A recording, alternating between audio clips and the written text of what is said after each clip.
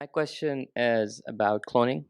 So Charlie talks about that, you got to look at the great what other great investors are doing. And so in particular, when you look at 13 Fs, you're kind of looking back in time. So how do you personally, when you look at these things, decide or separate the good decisions from the bad decision? What's your yardstick for this? Well, I think that when you're cloning, there's a couple of things to look at. One is you want to look at the ideas that are the greatest conviction ideas, where people have put the most money.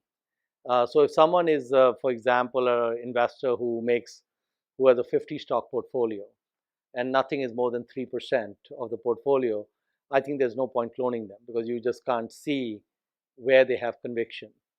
But if someone is running a 15 stock portfolio and the top three stocks make up half the pie, for example, then you know that they've got conviction on those. So if you understand something about the way their brains work and their past records and so on, then cloning their best ideas, or at least looking at their best ideas as a starting point for research, is a very good thing to do.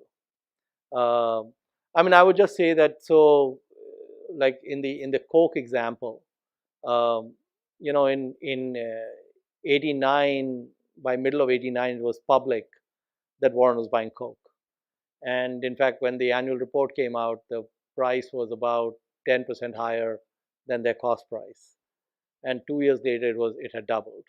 So there was a lot of time to for anyone to uh, replicate that if they wanted to, for example.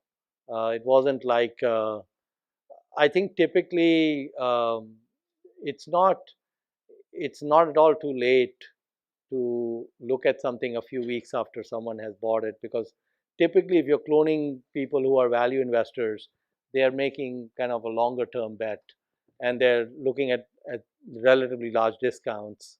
So if you can reverse engineer their logic, and if you can reverse engineer their reasons, and still looks cheap and runway still looks good, then that gives you some basis to do something.